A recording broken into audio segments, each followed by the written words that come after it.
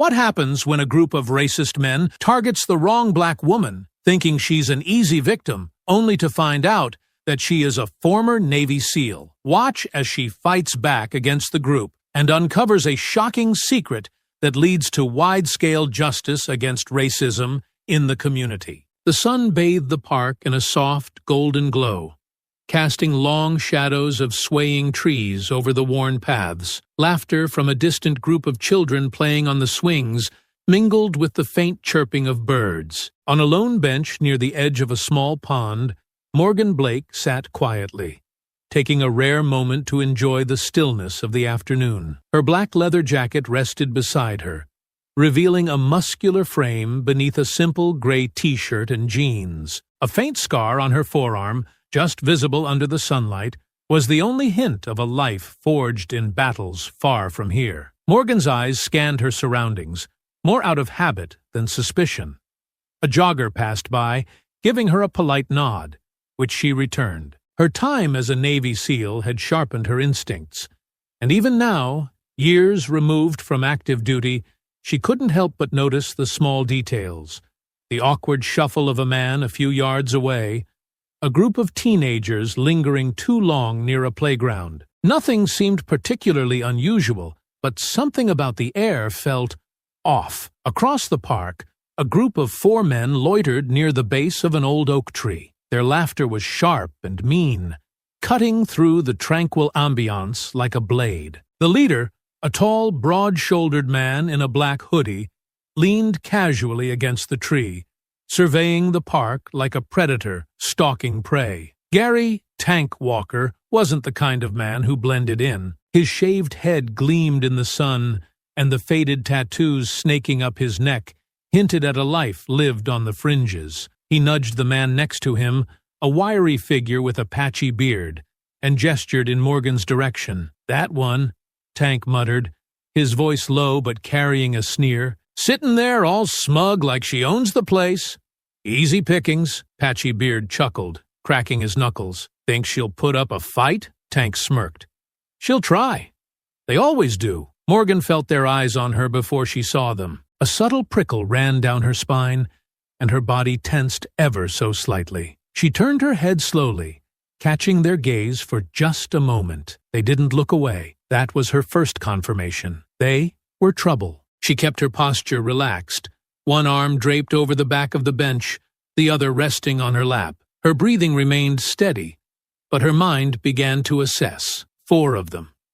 Broad shoulders on the leader, wiry build on the second. The other 2 were younger, maybe early 20s, with cocky postures that screamed overconfidence. A mix of cheap cologne and cigarettes wafted over on the breeze, confirming their proximity. "All right, gentlemen," Morgan muttered under her breath, a hint of a wry smile forming. "Let's see what you've got."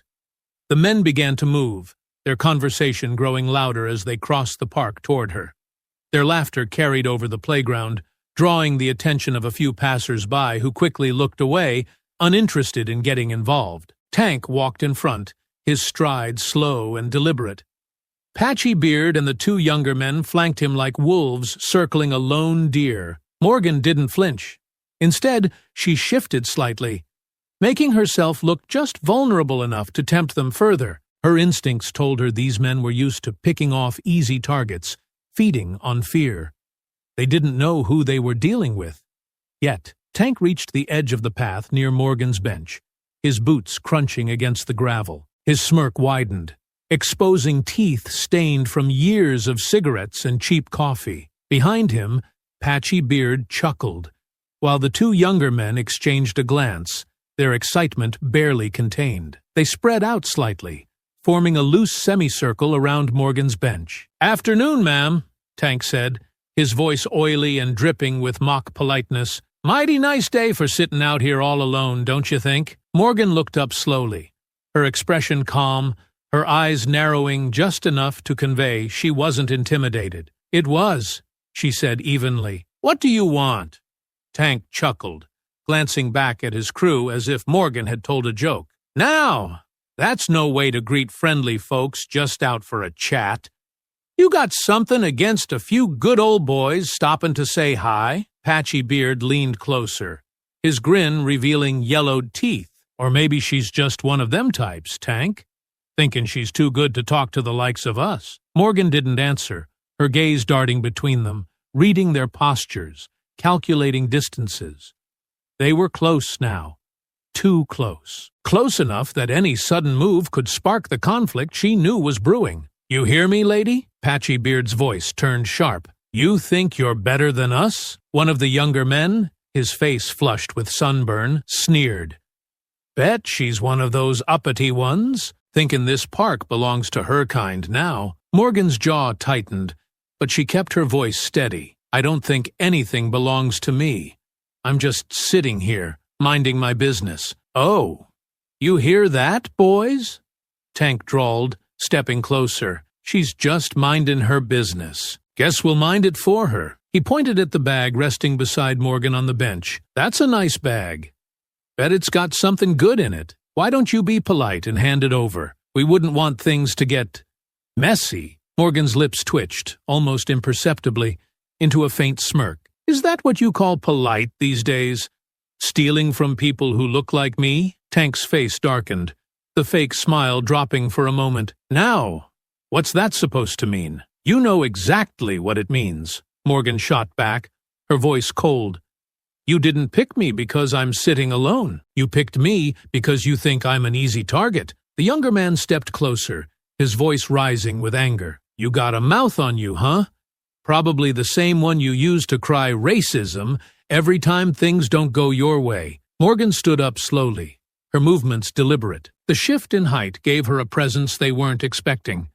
She was shorter than Tank, but carried herself with the quiet authority of someone who had stood in far worse places than this. Her calm, unwavering gaze unsettled them, though none of them would admit it. "You really think this is going to go the way you planned?" she said quietly, her tone measured, each word a challenge. "Walk away, while you still can." Patchy Beard laughed, but there was an edge of nervousness to it. "Look at her, trying to play tough.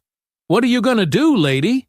Call the cops? Like they'd show up for someone like you." The younger men joined in the laughter, emboldened by the twisted camaraderie of their group. Tank stepped closer, his eyes narrowing. He was no longer playing around. The air between them thickened with unspoken tension, and Morgan felt the shift. This was the moment. "I don't think you're listening, lady," Tank said, his voice low and venomous. "We're taking that bag. And maybe we'll take something else, too." Morgan's pulse quickened, not from fear, but from the anticipation of what was to come. Her SEAL instincts kicked in, analyzing every angle, every escape route, every weakness in their formation. Her mind replayed the lessons drilled into her during years of grueling training. Stay calm, control the situation, strike hard, and don't stop until the threat is neutralized. But she waited. They hadn't made the first move yet, and she needed to be sure the threat was imminent. Her hands, seemingly relaxed at her sides, subtly shifted into position, ready for action. Tank leaned in closer, his voice dropping to a growl. "This ain't a game, lady. Give us the damn bag, or we're going to show you what happens when you don't respect your betters." Morgan met his gaze, her voice like steel. "You're going to regret this." Morgan gripped the strap of her bag tightly and stood, her body tense, but her face calm. The group of men watched her with sneers and mocking eyes, expecting her to react out of fear. She adjusted the strap over her shoulder, keeping her voice steady as she said, "I've got somewhere to be." Without waiting for a response, she turned and started walking. Her steps were measured, her breathing controlled, though her pulse quickened. She had no intention of running. It would only embolden them. But she wasn't about to stand there and give them the satisfaction of a response. Behind her, their voices rose, taunting and louder now, like a pack of jackals circling their prey. "Hey, where you going?" one of the younger men called, his voice carrying an edge of mockery. "We ain't done talking, lady." Morgan ignored him, keeping her pace steady as she scanned for an exit. The park's main thoroughfare was ahead, but the tree-lined path she had chosen felt suddenly too quiet, too far removed from the safety of crowds. The crunch of their footsteps on gravel grew louder, closer. Her jaw tightened. "Come on now. Don't be like that," Patchy Beard jeered. "Ain't you used to folks like us talking to you? Or you too good for that?" Morgan clenched her teeth, fighting the urge to look back. She rounded a corner and stopped abruptly when she realized her mistake. The clearing ahead was wide and open, but they had moved faster than she expected. They blocked the path now, spreading out in a loose semicircle. Tank stood in the center, his broad shoulders squared, his smug grin daring her to make a move. Patchy Beard was at his side, cracking his knuckles, while the two younger men flanked them, leaning casually against trees as if they had all the time in the world. "Well now," Tank drawled, his tone dripping with mock politeness. "Look at you, all cornered. Bet you didn't think this one through, did you?" Morgan turned to glance behind her, but one of the younger men had circled back, cutting off her escape route. She was boxed in, her eyes flicked between them, reading their stances, their movements. Her body was calm, but her mind was racing. There was no reasoning with them, not with men like these. Tank took a step forward, his grin widening. "You lost, sweetheart? This ain't your part of town." Morgan met his gaze, her voice calm but cold. "I'm not lost. Now if you'll move, I'll be on my way." Patchy Beard chuckled, stepping closer. "Oh, you think you can just walk away? Like we're just gonna let you? Nah, lady, you don't get it. This ain't a free ride for your kind." Morgan's jaw tightened, but she kept her expression neutral. "I don't want any trouble." "Oh, we know you don't," Tank sneered. "People like you never do. Just want to sit there all smug, acting like you belong, like you can just take up space like the rest of us. But see, that's the thing. You don't." One of the younger men pushed off the tree, pointing at Morgan with an accusing finger. "She thinks she's better than us. You see it, right? The way she looks at us, like she's too good. Probably one of those types who cries racism every time something doesn't go her way." "Yeah," Patchy Beard added, his voice sharpening. "Bet she's had it easy her whole life. Probably never worked a day for nothing. Everything handed to her just 'cause of some pity sob story." Morgan exhaled sharply, her patience wearing thin. "You don't know anything about me." Tank's smirk turned into a sneer. "Oh, I know enough. You're just like the rest of 'em. Always looking for a handout, always expecting everyone else to step aside. Well, guess what? Not today." Morgan shifted slightly, adjusting her stance. Her calm, steely gaze didn't waver. "I've already warned you. Walk away, and this ends here." Patchy Beard threw his head back in laughter. "Warn us? Listen to her, Tank. Think she's in charge here." "You ain't in charge of nothing, lady," Tank growled, his tone darkening. "You're gonna hand over that bag, and maybe, just maybe, we'll let you walk out of here without a bruise." Morgan scanned their faces, her instincts kicking in. These men weren't here for her bag. That was just the excuse. This was about power, about making her feel small. They wanted her to submit. They wanted a show. She stood her ground, her voice steady and sharp. "You've had your chance." The words were barely out of her mouth before one of the younger men lunged at her. Morgan sidestepped smoothly, her movements quick and precise. She didn't strike, not yet. Her SEAL instincts told her to act fast and decisively, but she needed them to cross the line fully. Tank's face twisted with rage as he barked, "What are you waiting for? Get her!" Tank's order hung in the air for only a second before the younger man lunged again, this time with more force. Morgan moved instinctively, stepping aside and grabbing his arm in one fluid motion. Using his momentum against him, she twisted sharply, sending him sprawling to the ground with a yelp. He groaned, clutching his arm as he rolled onto his side, momentarily out of the fight. The group froze for a beat, their faces shifting from smug confidence to shocked disbelief. Morgan turned her attention to the rest of them, her stance calm but unyielding. She adjusted the strap of her bag over her shoulder, her eyes narrowing. "I told you to walk away," Patchy Beard sneered, though there was hesitation in his movements now. "Oh, you're gonna regret that, lady." Tank stepped forward, his imposing frame towering over her. "Think you're tough, huh? We'll see how long that lasts." He swung at her, a wide, uncoordinated blow meant to overwhelm rather than connect. Morgan ducked easily, her movements smooth and practiced. She drove her elbow into his ribs as she rose, forcing him to stumble back, his breath hitching. He clutched his side, his face contorting with pain and anger. "Come on, all of you!" Tank barked, motioning for the others.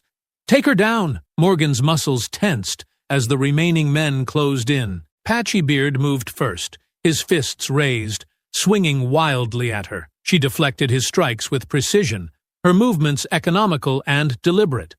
A sharp kick to his knee sent him reeling, his balance faltering just enough for Morgan to shove him backward. He hit the ground with a thud, cursing loudly. The younger man who had been leaning against the tree rushed her next, his approach more cautious but no less aggressive. Morgan stepped into his attack, blocking his swing and driving her palm into his chest. The impact forced him to stumble back, gasping for air, but he managed to stay on his feet. He glared at her, his face red with exertion. "You're gonna pay for that," he growled, circling her warily. Morgan didn't respond.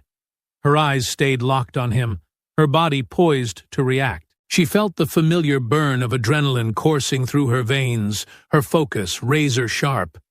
This wasn't just a fight, it was survival. Tank recovered and advanced again, his movements slower but more deliberate this time. "You think you're some kind of hero?"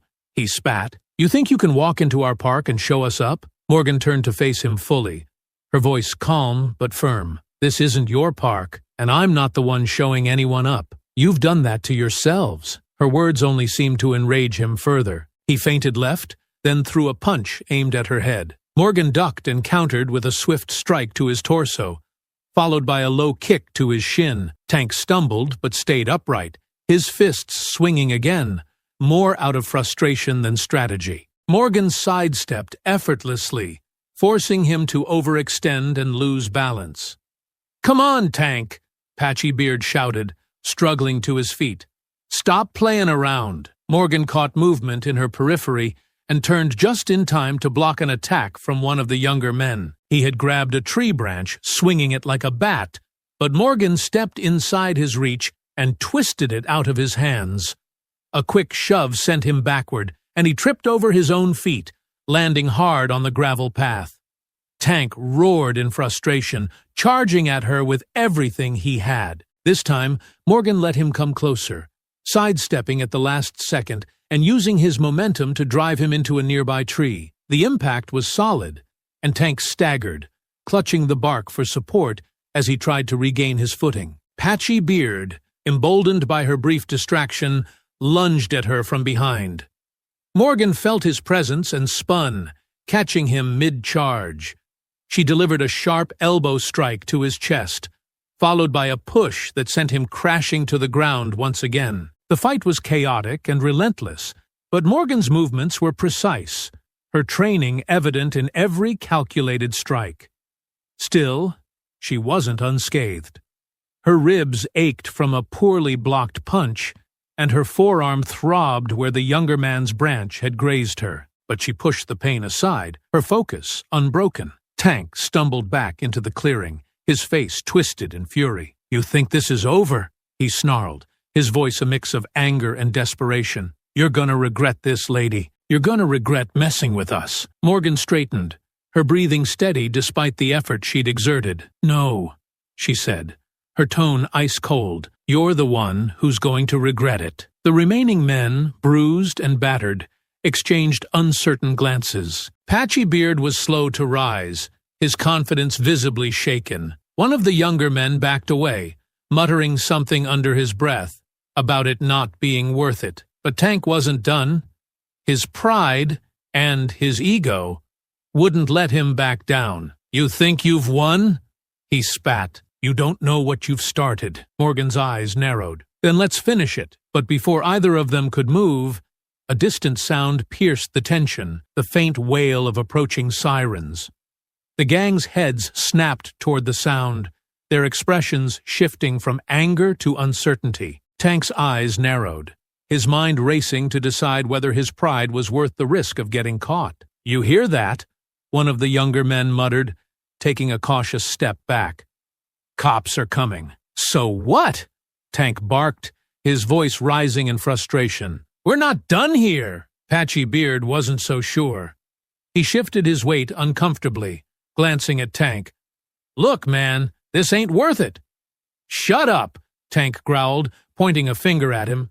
"We don't run, we finish this." Morgan stood her ground, her breathing even despite the ache spreading through her ribs. She could see the fractures forming in their unity, the cracks in the facade of confidence that had emboldened them earlier. The sirens grew louder, closer, a promise of intervention that the gang couldn't ignore. "Tank," the younger man said again, his voice more urgent.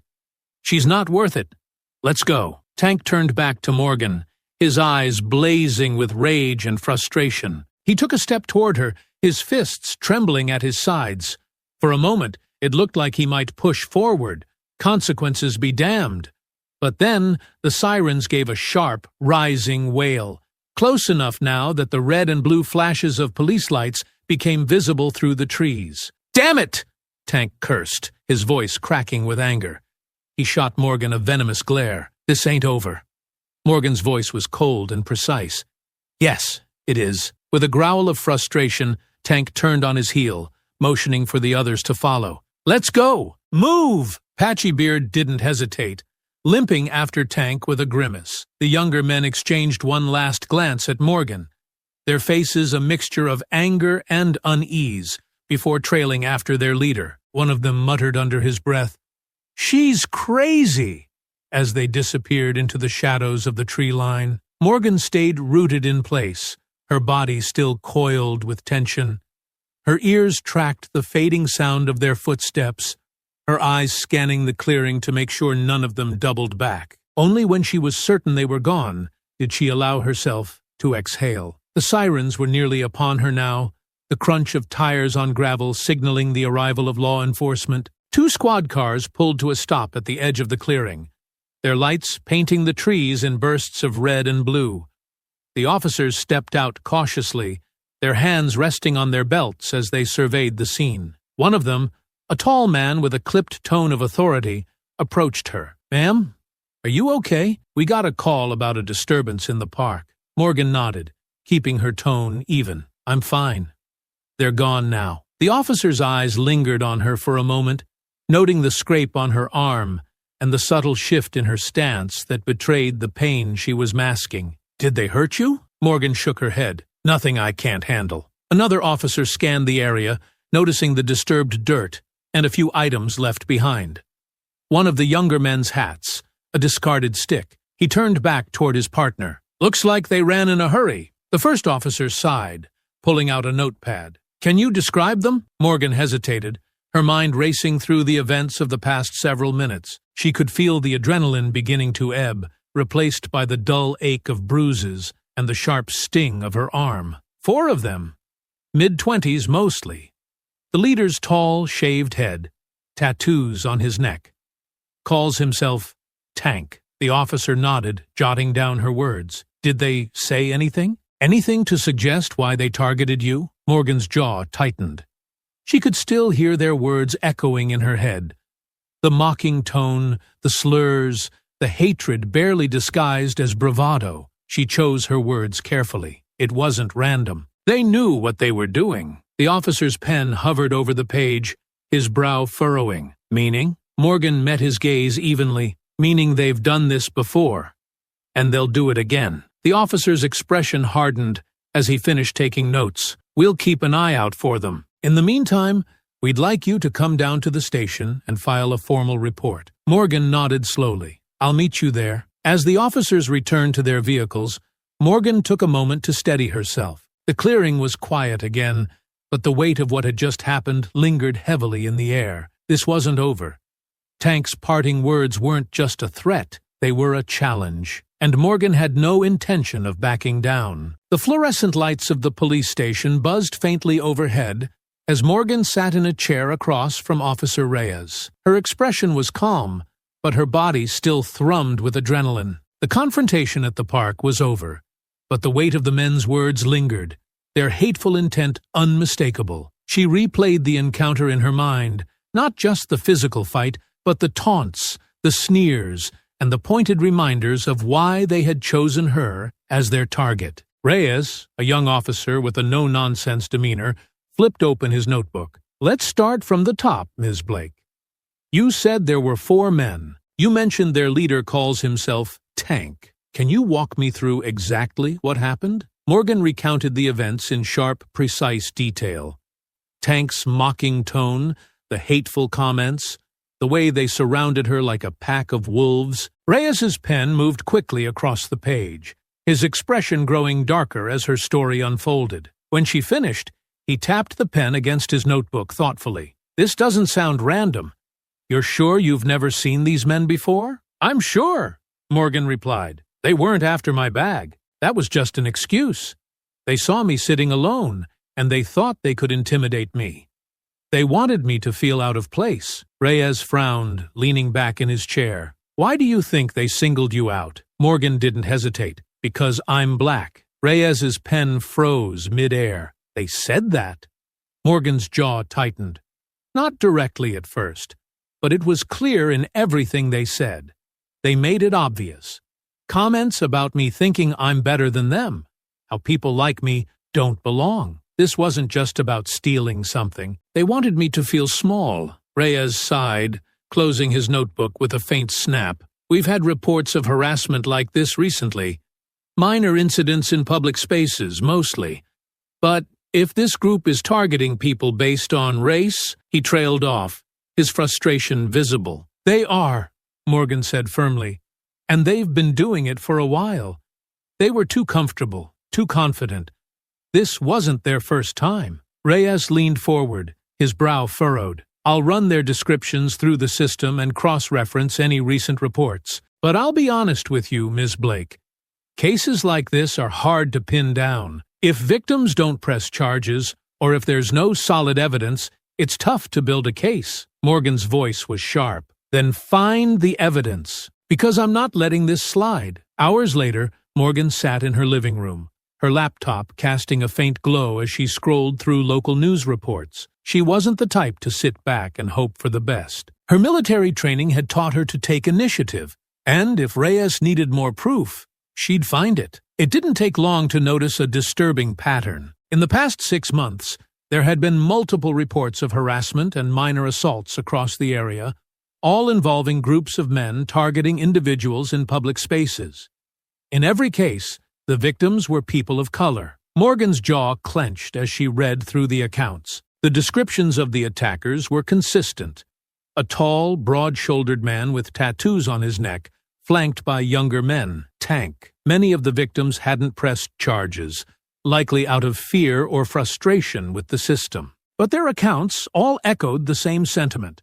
The attacks weren't just about theft. They were meant to send a message. As she dug deeper, Morgan came across a community forum discussing similar incidents. One thread in particular stood out. "These guys aren't just random thugs. They target minorities. They pick their spots, intimidate people, and get out fast. Nobody ever catches them." Her phone buzzed on the table, breaking her concentration. It was a message from Sarah Carter, her best friend, and a journalist known for chasing stories others avoided. "Heard about what happened. You okay? Call me." Morgan didn't hesitate. She hit the call button, and Sarah picked up on the first ring. "Morgan, I saw the news. What happened?" Morgan explained everything. The attack, the hateful remarks, and the patterns she'd uncovered. Sarah was silent for a moment before replying, her voice grim. "It sounds like this isn't just a group of punks. If they're this organized and targeting minorities, this could be a hate group." "That's exactly what it is," Morgan said. "And I'm not letting them get away with it." Sarah sighed. "I get it. But these people are dangerous, Morgan. If you dig too deep, they came after me because they thought I'd back down." Morgan interrupted. "That I'd just let it happen. They were wrong." There was another pause before Sarah spoke again, her tone resigned but supportive. "What do you need?" "Anything you can find," Morgan replied. "Where they hang out, how long they've been doing this, why the police haven't stopped them. Anything." Sarah hesitated. "I'll see what I can do." But promise me you'll be careful. These kinds of people don't take kindly to being exposed." Morgan didn't answer immediately. She stared at her laptop screen, the faces of Tank and his crew etched into her memory. Finally, she said, "I'll be careful. But this ends now." As the call ended, Morgan leaned back in her chair. Her body still ached from the fight, but the pain only fueled her resolve. These men thought they could scare her into silence. They thought they could get away with it. They were wrong. The next morning, Morgan sat at her dining table, a steaming cup of black coffee in hand, her laptop open in front of her. The faint hum of the neighborhood waking up drifted through the window. Children playing, dogs barking, a distant lawnmower. It was a sharp contrast to the darkness she'd been sifting through online. Sarah had come through overnight, sending Morgan a series of links and documents tied to Tank and his gang. The evidence painted a clearer picture of their activities and their connections. This wasn't just a group of thugs harassing people in parks. They were part of a larger, loosely organized network that operated under the radar, targeting minorities in small, calculated ways. Morgan skimmed the files again, her jaw tightening. The incidents weren't random. They were coordinated. Assaults, vandalism, and intimidation tactics were all aimed at driving fear into specific communities. And there were rumors of a leader above Tank, someone who was pulling strings and keeping the group in line. Her phone buzzed, breaking her concentration. It was Officer Reyes. "Blake," she answered, her tone sharp. "Morning," Reyes said. His voice was tight, as though he hadn't slept much. "I've been looking into the names you gave me. You were right. This Tank guy isn't some random punk. He's tied to a string of reported incidents, and his group's been causing trouble for months." "I could have told you that," Morgan replied. "What are you doing about it?" "That's the problem," Reyes admitted. "Most of the victims didn't press charges, so there's no paper trail. It's hard to connect everything legally." "Then make a trail," Morgan snapped. "If I can find this much information on my own, you have the resources to dig deeper. Don't tell me your hands are tied." Reyes sighed heavily. "Look, I want to take these guys down as much as you do, but without solid evidence, anything we do could blow up in court. If they walk, it's over." Morgan clenched her teeth. She hated the bureaucracy of justice systems, the endless hoops to jump through while people like Tank continued to operate unchecked. "So, what's your plan?" Reyes hesitated.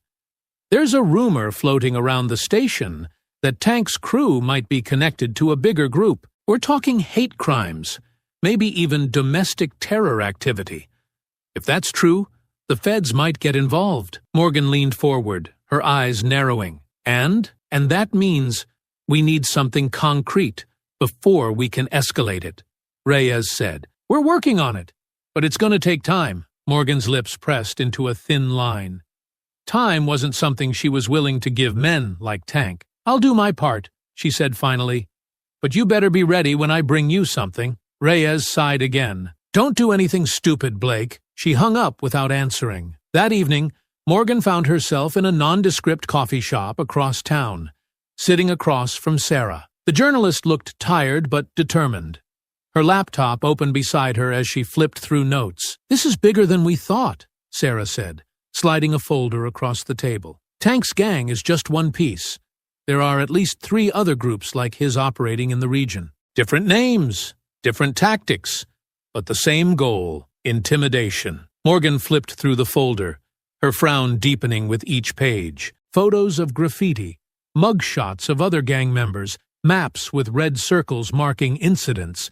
It was a coordinated effort, designed to instill fear and exert control. "This isn't just about harassment," Morgan muttered. "They're trying to push people out, make them feel unsafe in their own neighborhoods." Sarah nodded grimly. "And they've been getting away with it because the incidents are small enough not to draw national attention. Nobody's connecting the dots." Morgan's mind raced. She could feel the pieces falling into place, each one more damning than the last. If they could find the leader above Tank, they might be able to dismantle the whole operation. "What about funding?" Morgan asked. "No way this is just a few angry men with too much free time. Someone's backing them." "That's the tricky part," Sarah said. "There's talk of private donations, maybe even ties to certain groups, but nothing solid. Yet, Morgan leaned back, her arms crossed. Then we go after Tank first. He's the weak link. If we can turn him, he might lead us to whoever's running this. Sarah looked hesitant. That's risky. You know he's not going to just roll over. Morgan's expression hardened. Then we'll make him. If Reyes won't push hard enough, I will. Sarah opened her mouth to protest, but Morgan held up a hand. I know what I'm doing. I didn't survive everything I've been through just to let men like him win. This ends now. Sarah sighed, her expression softening. Just promise me you'll be careful. Morgan's gaze didn't waver. Careful doesn't win wars. As she left the coffee shop, Morgan's mind was set. Tank had slipped through her fingers once, but she wouldn't let it happen again. He was the key to unraveling this entire operation, and she was going to bring him down.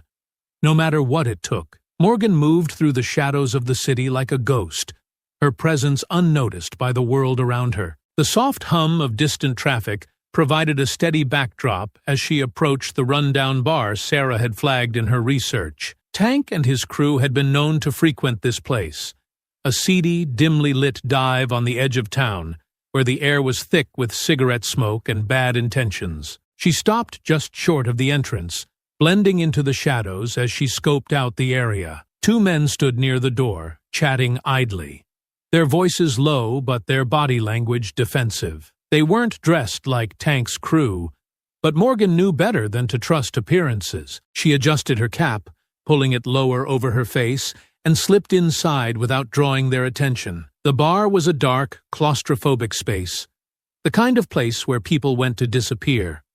Morgan's eyes adjusted quickly, scanning the room for familiar faces. She spotted Patchy Beard almost immediately, sitting in a booth with one of the younger men from the park. They were hunched over their drinks, their conversation animated.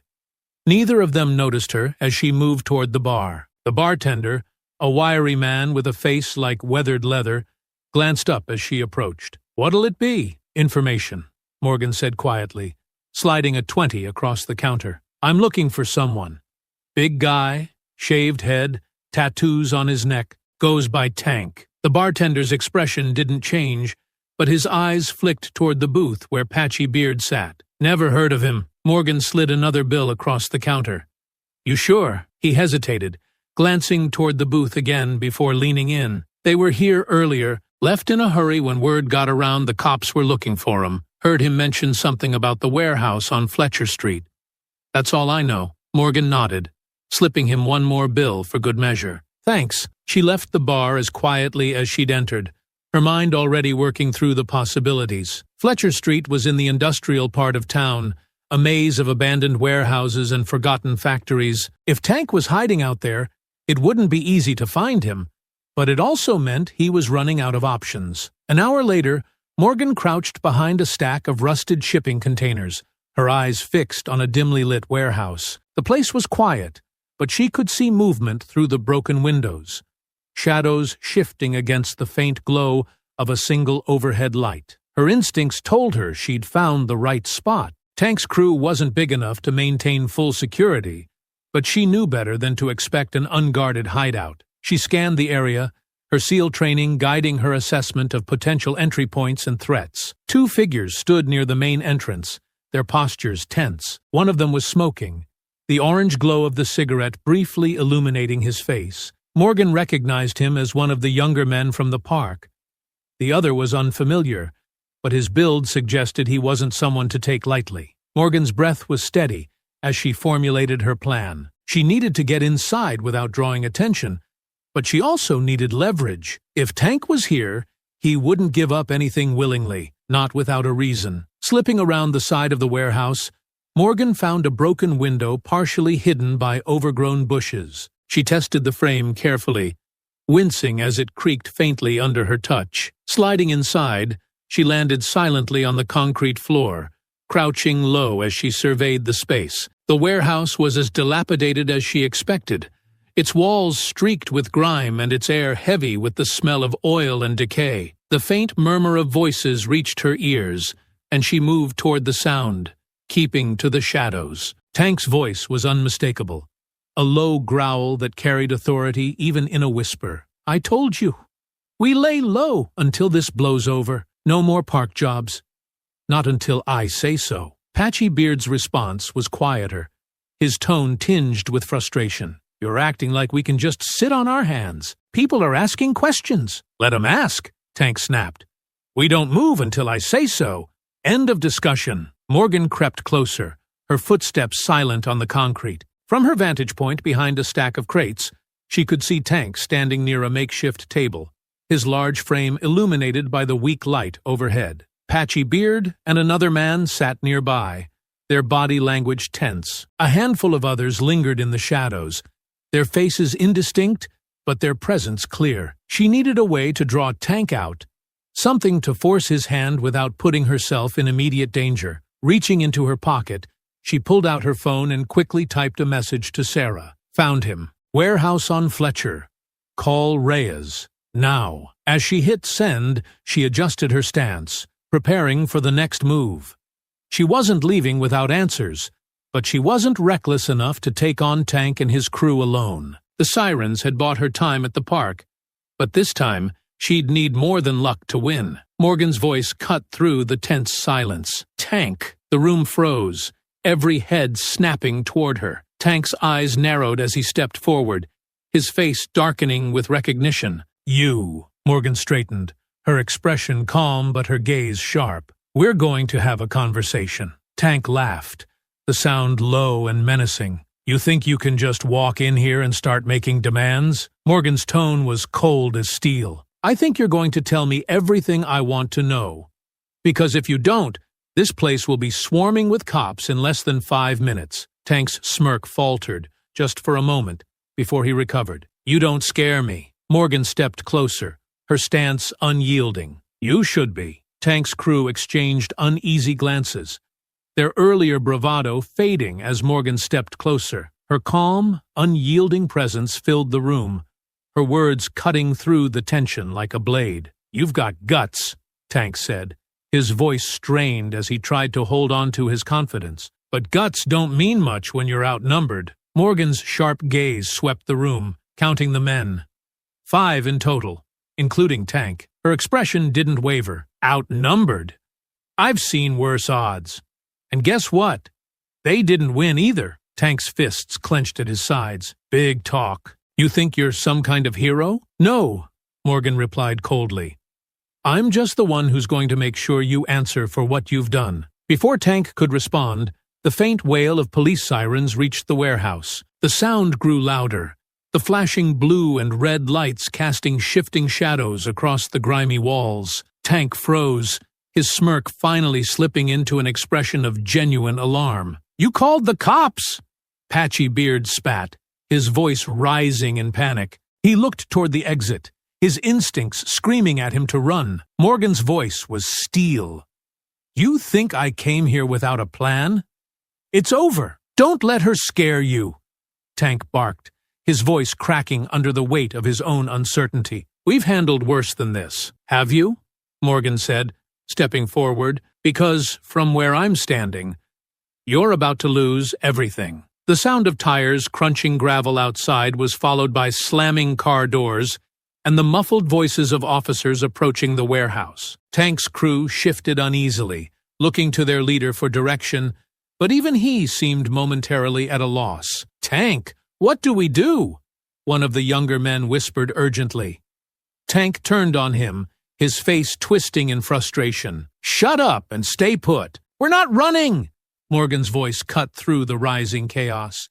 "You don't have to run, but you will face the consequences." Patchy Beard, his nerve finally breaking, bolted toward the back exit. Morgan moved like a flash, intercepting him before he could reach the door. She grabbed his arm, twisting it behind his back with practiced precision and forcing him to his knees. He yelped, his bravado crumbling into panic. "You're not going anywhere," Morgan said evenly, her grip firm. Tank and the others stared, their hesitation giving the officers outside time to act. The front doors burst open and a team of uniformed police stormed in, their weapons drawn, but their voices commanding. "Police! Hands in the air!" one officer barked.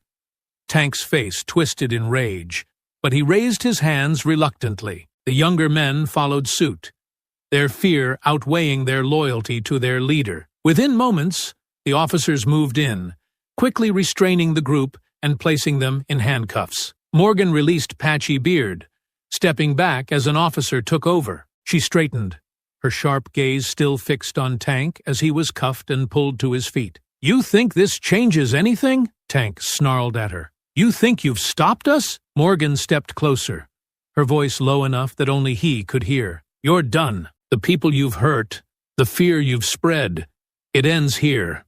And if there's anyone above you, I'll find them too." Tank glared at her, his bravado now a hollow shell. The officers led him and his crew out of the warehouse, their voices fading as the group was escorted to waiting squad cars. Officer Reyes approached Morgan, his expression a mix of relief and respect. "You weren't kidding when you said you'd bring us something concrete." Morgan crossed her arms, her posture unwavering. "You've got them now. Don't let them slip through the cracks." Reyes nodded. "We'll make sure they don't. You've done more than your part here, Blake." Morgan didn't respond immediately. Her eyes lingered on the warehouse, the echoes of the confrontation still fresh in her mind. Finally, she said, "This isn't over. Tank's just a piece of the puzzle. There's someone bigger pulling the strings, and I'm going to find them." Reyes frowned. "We'll do what we can, but don't go after them alone. You've already done enough." Morgan gave him a small, cold smile. "We both know I don't stop halfway." As the officers finished clearing the scene, Morgan turned and walked away, the faint chill of the night air brushing against her face. Tank and his crew were in custody, but the battle wasn't over. This was just the beginning, and she was ready for whatever came next. The dim light of Morgan's laptop screen flickered across her face as she leaned forward, her fingers tapping quickly across the keyboard. It was well past midnight, but the adrenaline from Tank's capture still coursed through her veins. The warehouse bust had given her and the authorities a solid win, but she knew it was just a piece of the puzzle. Tank's operations weren't isolated. They were part of something bigger, and she needed to know who was pulling the strings. Across from her, Sarah sat cross-legged on the couch, scrolling through a series of documents on her tablet. Her usual sharp wit was dulled by exhaustion, but the determination in her eyes matched Morgan's. "So, Reyes confirmed they're keeping Tank in holding for now," Sarah said. "But if they don't get something concrete to charge him with, he'll lawyer up and walk. We can't let that happen." "He's not walking," Morgan said firmly. "Not if we can prove he's tied to the larger network." Sarah frowned, her fingers pausing mid-scroll. "It's not going to be easy. These groups are careful. They keep their operations decentralized, so no one person has all the answers. That's why we focus on Tank," Morgan replied. "He knows more than he's letting on. We just need to make him talk." Sarah hesitated, her brows furrowing. "And if he doesn't?" Morgan leaned back, exhaling slowly. "Then we find another way. Someone else in his crew knows something. Patchy Beard, one of the younger guys. They're followers, not leaders. They'll crack before he does." The next morning, Morgan met Reyes at the police station. The atmosphere was tense, the faint buzz of ringing phones and murmured conversations filling the air. Reyes led her down a quiet hallway to the interrogation rooms. "Tank's in there," Reyes said, nodding toward a door with a small observation window. "He hasn't said much since last night. Just a lot of posturing." Morgan folded her arms. "Let me talk to him." Reyes hesitated, his expression skeptical. "You sure? He's the type who'll try to get under your skin." Morgan's gaze didn't waver. "He can try. It won't work." Reyes opened the door, and Morgan stepped inside. Tank sat at the metal table, his broad shoulders hunched as he leaned back in the chair. His wrists were cuffed, but his expression was one of defiance. He looked up as she entered, a smirk curling his lips. "Well, if it isn't Wonder Woman," he drawled. "What? They send you in here to finish what you started?" Morgan pulled out the chair across from him and sat down, her posture relaxed, but her eyes sharp. "You're in a lot of trouble, Tank." He laughed, the sound hollow. "Trouble, lady? This is a hiccup. I'll be out of here before you finish your coffee." "Not this time," Morgan said, her voice low and steady. "Your crew's already folding. Patchy beards singing like a bird. The younger guys? They're terrified. It's only a matter of time before they give us everything we need. Tank's smirk faltered, just for a second, before he leaned forward. You're bluffing. Try me, Morgan said, holding his gaze. You think you're the only one who's good at reading people? You're not as untouchable as you think. Tank's jaw tightened, the bravado slipping further. Morgan pressed on. We already know about the other groups, the other crews operating in the area. We know you're connected to something bigger. But you're small time. The guy above you, he doesn't care about you. The second you're a liability, you're gone. Tank's hands clenched into fists, his frustration boiling over. You don't know what you're talking about. Morgan leaned in, her voice quiet but cutting. Don't I? If you're smart, you'll start talking. Because the people you're protecting, they won't protect you. The door opened and Reyes stepped in, holding a folder. He set it on the table, flipping it open to reveal photos and reports tied to Tank's crew. He slid one of the photos across the table. A surveillance image of Tank with a man Morgan didn't recognize. That's your boss, isn't it? Morgan said, nodding toward the photo. The one pulling the strings. What's his name? Tank stared at the photo, his jaw working as he fought to maintain his composure. The silence stretched, thick and heavy, until finally he slumped back in his chair. You don't get it, he muttered, his voice bitter. Even if I told you, it wouldn't matter. He's untouchable. Morgan's eyes narrowed. Let us worry about that. Tank hesitated, his gaze flicking between Morgan and Reyes. For the first time, the cracks in his facade were fully visible. His name's Paul Hendricks. He's the one running things. Morgan exchanged a glance with Reyes, her expression hardening. They had a name, but it wasn't over yet. Later, as Morgan and Sarah reconvened at the coffee shop, the weight of the name Tank had given them hung between them. Sarah's fingers flew across her laptop keyboard, pulling up information on Paul Hendricks. He's a businessman, Sarah said, her tone incredulous. Runs a few construction companies. On the surface, it all looks clean. Morgan frowned, leaning over the screen. And underneath? Not so clean, Sarah replied. A few shell companies, ties to fringe political groups. It's subtle, but it's there. Morgan's mind raced. Hendricks was the link they needed, but he wouldn't go down easily. She glanced at Sarah, her expression resolute. Then we make him answer for it. Morgan sat in the bustling precinct conference room, its sterile walls now covered in printouts, photos, and maps connected by bright red strings pinned across a corkboard. Paul Hendricks's name sat at the center of it all, circled in thick black marker. Officers shuffled around the room, reviewing files and comparing notes, but Morgan's focus was on Reyes, who stood by the board, briefing a small team. This is where it gets tricky, Reyes said, pointing to a cluster of pins marking Hendricks's businesses. On paper, the man's spotless. All his operations are legit, at least as far as we can tell. But thanks to Tank's testimony and Morgan's intel, we've got enough to suspect he's using his construction companies as a front to fund and coordinate these hate groups. Sarah, seated at the corner of the table with her laptop, raised a hand. I found some unusual financial activity tied to Hendricks. Shell companies moving money around, donations to political organizations with extremist ties. It's subtle, but it's there. Reyes nodded, his jaw tightening. Subtle isn't enough for a warrant, though. We need something concrete. Bank statements, communications, anything that ties Hendricks directly to these groups. Morgan crossed her arms, her expression grim. What about the crew we picked up? Tank gave us Hendricks's name. Patchy Beard and the others must know something. They're scared, Reyes admitted. The idea of flipping on Hendricks has them rattled. They know how dangerous he is. Morgan stepped forward, her tone firm. Then we push harder. Hendricks isn't going to stop. If we don't act, more people will get hurt. Later that day, Morgan sat across from Patchy Beard in an interrogation room.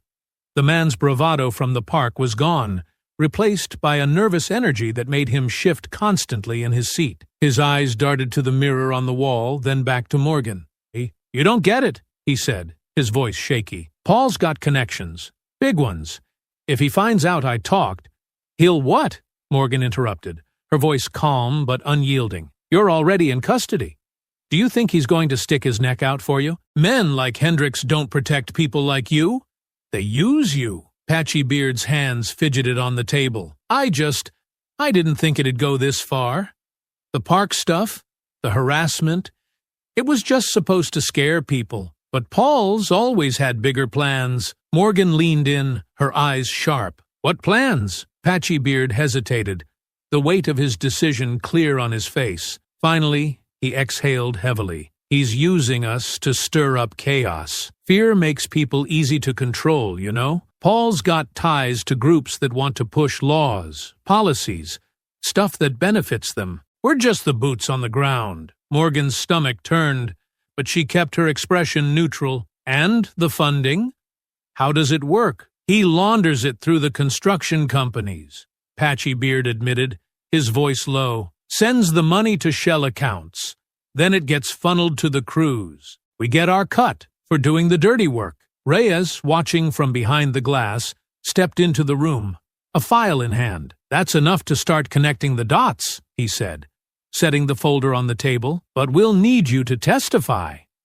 Patchy Beard froze, his eyes wide with panic. Testify? Are you crazy? Paul will have me killed. Not if we take him down first, Morgan said firmly.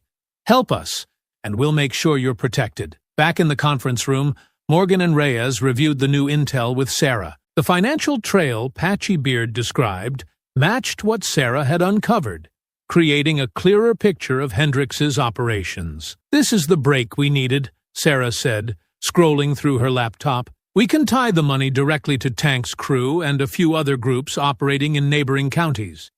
With the paper trail and Tank's testimony, it's enough to get a search warrant. Reyes nodded, his expression resolute. I'll get the paperwork filed. Once we have the warrant, we'll raid Hendrick's main office. Morgan's jaw tightened. This isn't just about arresting him.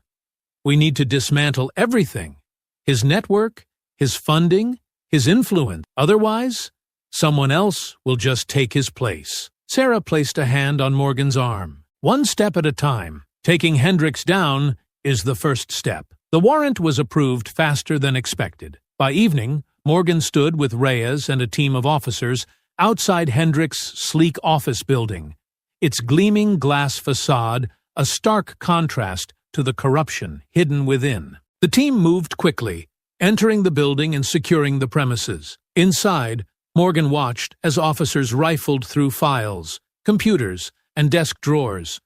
Sarah had joined the operation as an observer, snapping photos and taking notes for her eventual exposé. Reyes emerged from an office with a thick binder in hand, his expression triumphant. This is it, he said, holding up the binder. Transaction records, emails, it's all here. Hendricks is done. Morgan allowed herself a small, satisfied smile. But she knew the battle wasn't over. Hendricks's arrest was just the beginning of dismantling the network he had built. Morgan sat in the dimly lit conference room of the precinct, a map of the city spread across the table. Red and blue pins marked locations tied to incidents from the past year, parks, alleys, and small businesses, all clustered in neighborhoods targeted by Tank's crew and similar groups. Across from her, Officer Reyes shuffled through a stack of files, his brow furrowed in concentration. This is bigger than we thought, Reyes said, sliding one of the files toward Morgan. Hendricks's name pops up in connection with several of these incidents, but it's always indirect. Donations to questionable organizations, funding for businesses that suddenly went under after trouble, started in their neighborhoods. He's careful, keeps himself insulated. Morgan leaned over the map, her eyes narrowing as she traced the connections. Careful isn't untouchable. He's left a trail. It's just a matter of pulling it together. Sarah entered the room with a laptop under her arm and a determined look in her eyes. I've been digging into Hendricks's financials, she said, setting the laptop on the table and spinning it toward them. He's got money moving through a series of shell companies. On paper, it looks legitimate. Construction, consulting, community development, but the timing lines up with the start of these incidents. He's funneling funds to these groups under the guise of donations. Reyes frowned, flipping through the documents. If we can prove the money's being used to finance hate groups, that's a federal case. But we need more than circumstantial evidence. Morgan leaned back, her mind racing. Then we go after his people. Tank might not know much beyond his orders, but someone in Hendrix's circle does. He's not doing this alone. Sarah nodded, her fingers flying across her keyboard. If we can find out who's handling the logistics, fund transfers, meeting locations, that might give us what we need. Later that evening, Morgan and Reyes sat in an unmarked car outside a nondescript office building downtown. The glow of fluorescent lights spilled onto the sidewalk, casting long shadows across the empty street. Sarah's intel had pointed to this building as a potential hub for Hendrix's operations, a front for his network. "We're not going in without backup," Reyes said, his tone firm. Morgan's eyes stayed on the building. "We're not going in at all. Not yet. We watch, we gather intel, and we follow anyone who looks important." Reyes glanced at her, skeptical. "You really think someone's going to lead us straight to Hendrix?" "They always do," Morgan said, her voice steady. "Everyone makes a mistake eventually." Hours passed as they watched the building, their patience rewarded, when a sleek black SUV pulled up to the entrance. A well-dressed man in his 40s stepped out, glancing around nervously before entering the building. Morgan's eyes narrowed. "That's Thomas Kane," she said, recognizing him from one of Sarah's reports. "He's one of Hendrix's top guys. Handles the financials." Reyes reached for his radio. "We tail him when he leaves. If he's meeting Hendrix, we'll know soon enough." The tailing operation led them to an upscale restaurant on the other side of town. Morgan and Reyes watched from a distance as Kane entered and was greeted warmly by a man in a tailored suit, Paul Hendrix himself. The two men sat at a private table near the back, their conversation hidden behind thick glass and a curtain of privacy. "This is it," Morgan murmured. "We've got him." Reyes nodded, already on his radio to coordinate surveillance.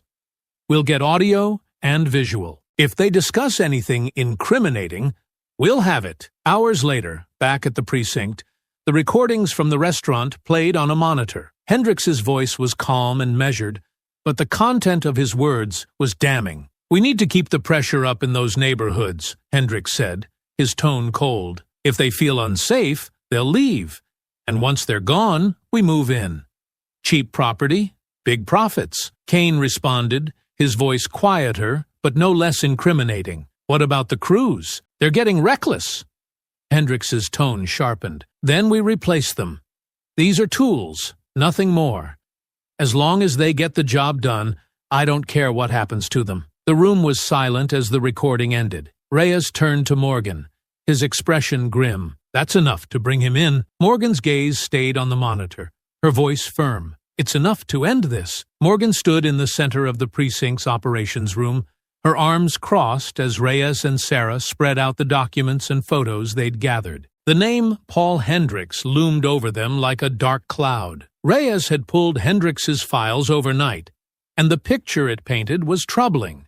A respected businessman on the surface, but with ties to extremist groups that could no longer be ignored. "We've got a lot of circumstantial evidence," Reyes said, gesturing to the photos on the table. "Connections to fringe groups, suspicious payments moving through his shell companies, but nothing solid enough to take him down." "He's careful," Sarah added. "Everything about his public image screams respectability. Charitable donations, community projects, clean records. But these payments? They're too clean. Almost like someone went out of their way to cover something up." Morgan leaned forward, scanning the documents. Her finger traced a line on one of the financial reports. "These payments, they're too consistent. Same amount, same intervals. That's not charity, that's funding." Sarah nodded, her eyes narrowing. "And guess where they're going? Small organizations with vague descriptions, community initiatives, local improvement groups, all dead ends." "But not for us," Morgan said, her voice firm. "We've already connected him to Tank's crew. If we dig deep enough, we'll find the link to the other gangs." Reyes sighed, rubbing the back of his neck. "We're going to need more than suspicious payments and hearsay. We need testimony, evidence that directly ties him to these hate crimes. Morgan's jaw tightened. Then we lean on Tank. He's already cracked once. If we push him, he'll give us more. Reyes shook his head. Tank's scared, but he's also loyal. He won't go down without a fight. Loyalty only goes so far, Morgan said. He knows Hendricks won't protect him. He's a liability now. The interrogation room felt colder than before, the hum of the overhead light filling the silence as Morgan and Reyes faced Tank again. He looked more tired this time, the weight of his situation settling heavily on his broad shoulders. The defiance in his eyes had dimmed, replaced by wary calculation. Morgan placed a file on the table and slid it toward him. Inside were the same photos and reports Reyes had shown her earlier, but this time a new page sat on top. An arrest report for one of Tank's younger crew members. Your boy rolled over, Morgan said, her voice even. He gave us everything we needed to connect you to Hendricks. Tank's lips pressed into a thin line, his fists clenching on the table. He's lying. Morgan didn't flinch. You sure about that? Because if you're the last one standing, you're the one taking the fall. Hendricks isn't coming for you. You know that. Reyes leaned forward, his tone softer, but no less firm. Help us build the case against Hendricks, and you'll still have a chance. You don't. And you're looking at a laundry list of charges that'll bury you. Tank's jaw worked, the muscles twitching as he struggled with the decision. The silence stretched, heavy and suffocating, until finally he exhaled sharply. All right, he muttered. What do you want to know? Morgan's eyes sharpened. Everything. How he funds you, how he communicates, the other crews he's tied to. You talk, or you go down alone. Tank nodded reluctantly, his voice low. It's all through his businesses. Construction companies, mostly. He launders the money through contracts, pays us through fronts. We're supposed to keep it quiet, but sometimes things get messy. Morgan's gaze didn't waver. The other groups? Tank hesitated, then nodded. Yeah, there's a few. Same setup. We don't work together directly, but we all know the deal. Keep people scared. Keep them out of his neighborhoods. Reyes scribbled notes furiously, his pen scratching against the paper. Morgan didn't break eye contact with Tank. How does he communicate with you? Through middlemen, Tank said. Guys who handle the money and pass along instructions. I've met Hendricks maybe twice. He doesn't like to get his hands dirty. Names, Morgan pressed. We need names. Tank rattled off a list of names and locations, each one more damning than the last. By the time he finished, Reyes looked up, his face grim but determined. This is enough to start, Reyes said. We'll cross-check everything. If it holds up, we've got him. Tank slumped back in his chair. The fight drained from him. You think this is over? Hendricks has people everywhere. You won't touch him. Morgan stood, her expression cold. Watch me. Back in the operations room, Morgan and Sarah reviewed the information Tank had provided. The names of Hendricks's middlemen gave them a clear trail to follow, and Reyes had already dispatched teams to track them down. The net was tightening, and Hendricks's untouchable image was beginning to crack. This is it, Sarah said, her voice tinged with both exhaustion and determination. We're finally getting somewhere. Morgan nodded, her focus unwavering. He's not invincible. He's just been playing the system. And now, we're going to take it apart. Morgan sat in the crowded conference room at the precinct, the air heavy with a mix of exhaustion and determination. The table was cluttered with files, photos, and notes, all pointing to one name, Paul Hendricks. The mountain of evidence Reyes's team had collected over the past week painted a damning picture. But Morgan knew the hard part was just beginning. Reyes stood at the front of the room, addressing a team of officers, prosecutors, and investigators. Hendricks's operation has been carefully built to avoid detection, but we've finally got enough to make our case. Thanks to Tank's cooperation, we have names, payment trails, and testimony linking him to multiple hate groups operating in the area. One of the prosecutors, a sharp-eyed woman named Simmons, flipped through the files in front of her. We need to make sure this sticks. Hendricks is well connected. and his lawyers are going to argue that none of this ties him directly to the crimes. Tank's testimony is our linchpin, Reyes replied. He can put Hendricks in the room and link him to the payments funding these groups. That's assuming he doesn't fold on the stand, Simmons said skeptically. We've all seen it happen before. The defense will tear him apart if they sense weakness. Morgan, seated at the edge of the table, leaned forward. Tank knows what's at stake. He's scared, and rightfully so. But he also knows Hendricks left him to rot. That betrayal is enough to keep him talking, Simmons nodded, though her expression remained cautious. Even so, we need more than his word. We need to show the jury a clear, undeniable connection between Hendricks and these crimes. Sarah, sitting beside Morgan with her laptop open, chimed in. We've got financial records that show money flowing from Hendricks's companies to shell accounts tied to Tank's crew and others like them. And those accounts are directly linked to payments for materials used in their operations. Flyers, graffiti supplies, even weapons in some cases. Morgan added, not to mention the communication logs. Tank's crew used burners, but some of those numbers connect to Hendricks' known associates. It's a pattern Hendricks can't explain away. Reyes nodded, his tone firm. This isn't just a hate crime case. It's a case about dismantling an entire network of intimidation and violence. If we do this right, we send a message that this kind of operation won't go unnoticed or unpunished. The following days were a blur of preparation. Morgan worked tirelessly alongside the team, piecing together the timeline of Hendricks's activities. The more they uncovered, the more it became clear that he was the mastermind behind an extensive operation that had terrorized communities for years. Sarah spent hours digging into Hendricks's public image, uncovering speeches and interviews that subtly hinted at his beliefs. He's careful, she said, scrolling through a video of Hendricks addressing a business convention. He never says anything outright, but he uses phrases that dog whistle to the groups he's funding. Words like preserving community integrity or restoring tradition. It's coded language. That's not enough to convict, Simmons said during a late-night meeting, but it's enough to show intent when combined with everything else. Morgan's focus was unwavering as they rehearsed every angle of the case. Tank's testimony would be central, but they also had bank records, intercepted communications, and a paper trail that led straight to Hendricks's desk. The evidence was overwhelming, but Morgan knew Hendricks's defense team would attack every crack they could find. On the eve of the trial, Morgan found herself alone in the precinct, staring at a whiteboard filled with photos and notes. Hendricks's face stared back at her, his smug expression a reminder of the power he wielded. She thought about the victims, the people Tank's crew had terrorized, the neighborhoods Hendricks had tried to control through fear. This case wasn't just about justice for her, it was about justice for all of them. Reyes entered the room, breaking her thoughts. You've done a lot to get us here, Blake.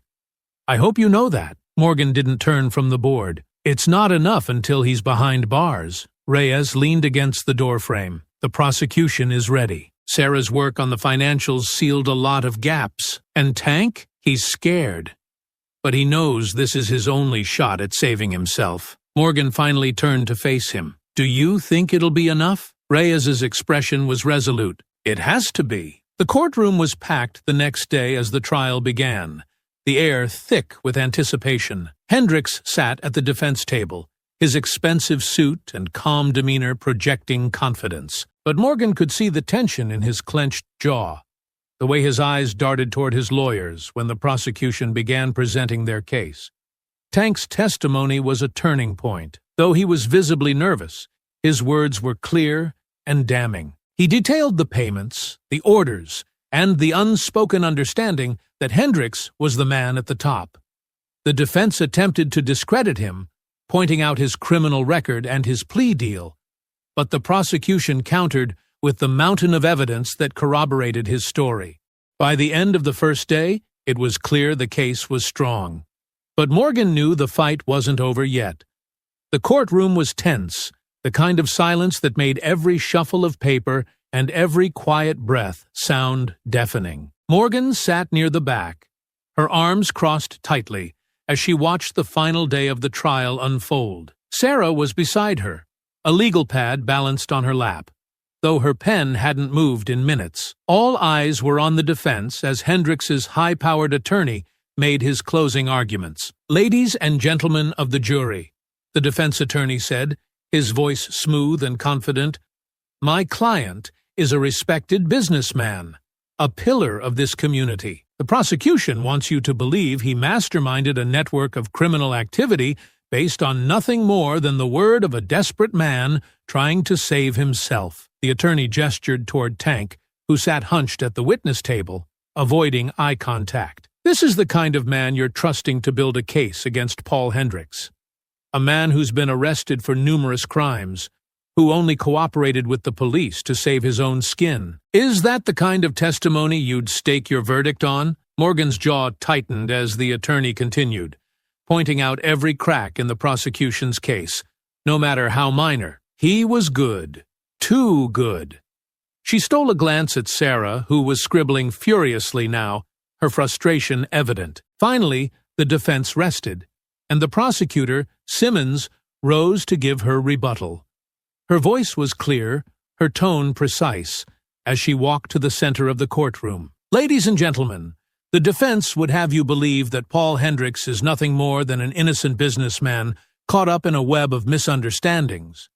But the evidence we've presented tells a different story." She turned to the jury, her gaze unwavering. "We've shown you financial records tying Hendrix's companies to the funding of hate groups. We've shown you communication logs that connect his associates to the planning and execution of violent acts. And we've heard testimony from someone who operated within this network, someone who had everything to lose by coming forward." Simmons paused, letting her words settle. "Hate doesn't always wear a mask, and it doesn't always carry a weapon. Sometimes it hides behind a suit and a polished smile. But make no mistake, Paul Hendrix orchestrated this network of fear and intimidation, and today you have the power to hold him accountable." With that, Simmons sat down, her gaze steady as the judge dismissed the jury to deliberate. The waiting was unbearable. Hours passed, and Morgan paced the courthouse lobby,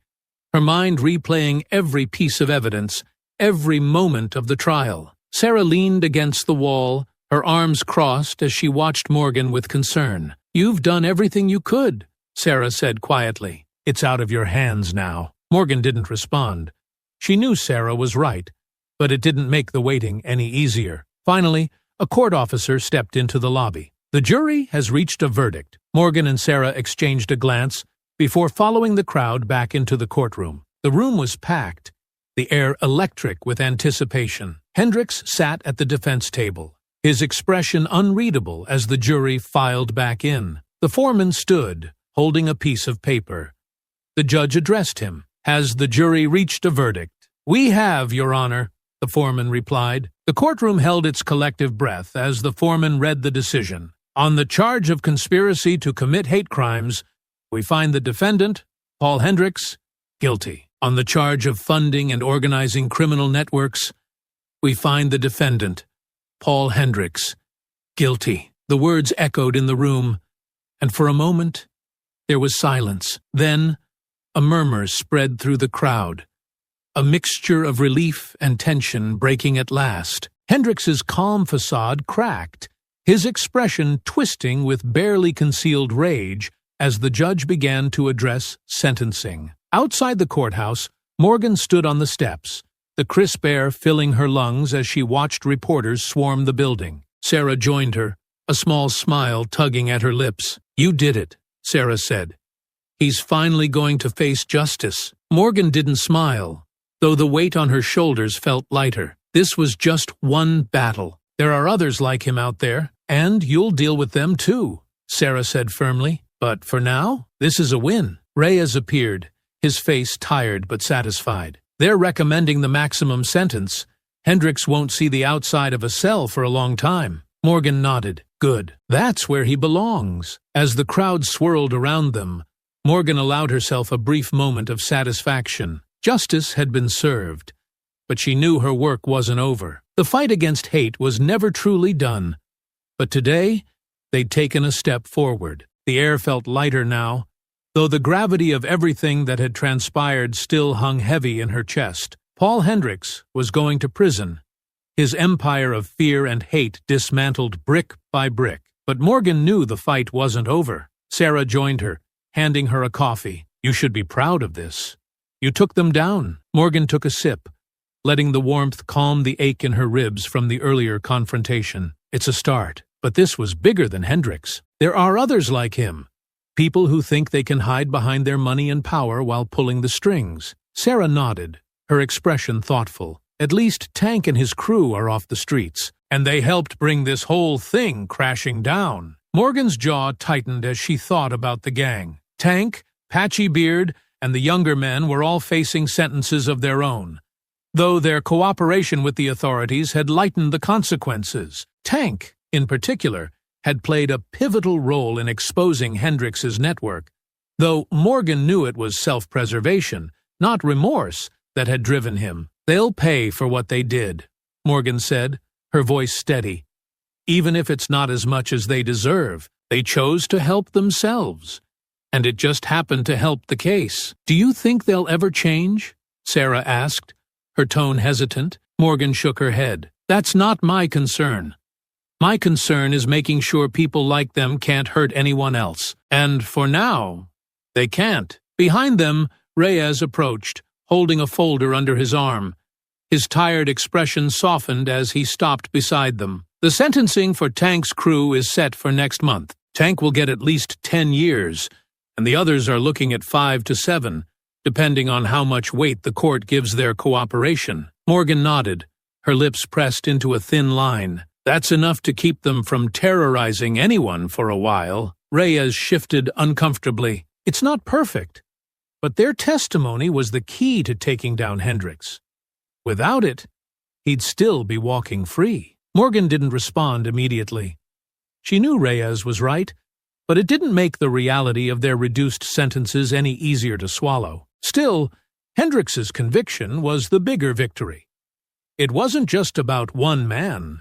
It was about sending a message to anyone who thought they could use fear and violence to control others. Later that evening, Morgan sat on the bench in the same park where it had all started. The bruises on her ribs were fading, but the memory of that day was still fresh. She thought about the gang cornering her, the words they'd spat, the hatred that had fueled their actions. They had underestimated her, as so many others had before them, and in doing so, they had sealed their own fate. As the sun dipped below the horizon, casting long shadows across the park, Morgan stood. Her work wasn't over, but for the first time in weeks, she allowed herself to breathe. Justice had been served, and for now, that was enough.